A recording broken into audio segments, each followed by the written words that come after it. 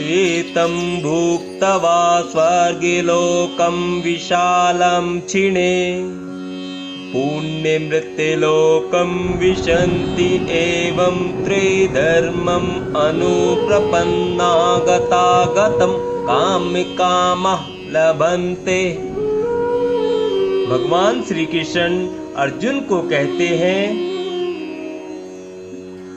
कि इस प्रकार जब उपासक विस्तृत स्वर्गिक इंद्रिय सुख को भोग लेते हैं और उनके पुण्य कर्मों के फल क्षीण हो जाते हैं तो वे इस मृत्यु लोक में पुनः लौट आते हैं।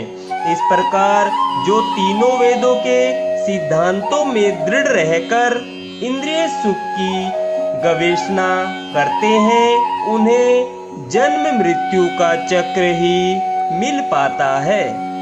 तात्पर्य जानेंगे। जो स्वर्ग लोक प्राप्त करता है उसे दीर्घ जीवन तथा विषय सुख की श्रेष्ठ सुविधाएं प्राप्त होती है तो भी उसे वहां सदा नहीं रहने दिया जाता। पुण्य कर्मों के फलों के क्षीण होने पर उसे पुनः इस पृथ्वी पर भेज दिया जाता है। जैसा कि वेदांत सूत्र में इंगित किया गया है,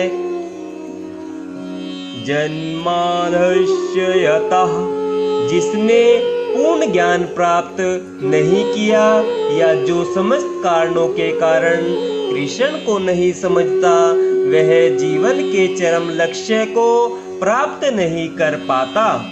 वह बारंबार स्वर्ग को तथा फिर पृथ्वी को आता जाता रहता है, मानो वह किसी चक्र पर स्थित हो जो कभी ऊपर जाता है और कभी नीचे आता है। सारांश यह है कि वैकुंठ लोक न जाकर स्वर्ग तथा मृत्यु लोक के बीच जन्म मृत्यु चक्र में घूमता रहता है। अच्छा तो यह होगा कि सच्चिदानंद में जीवन भोगने के लिए वैकुंठ लोक की प्राप्ति की जाए, क्योंकि वहां से इस दुख में संसार में लौटना नहीं होता।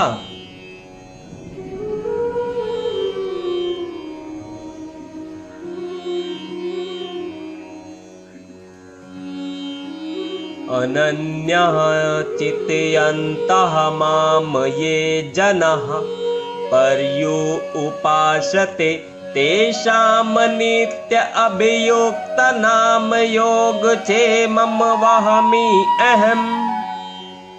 भगवान श्री कृष्ण अर्जुन को कहते हैं कि जो लोग अनन्य भाव से मेरे दिव्य स्वरूप का ध्यान करते हुए निरंतर मेरी पूजा करते हैं, उनकी जो आवश्यकताएं होती है मैं उन्हें पूरा करता हूँ और जो कुछ उनके पास है उसकी रक्षा करता हूँ।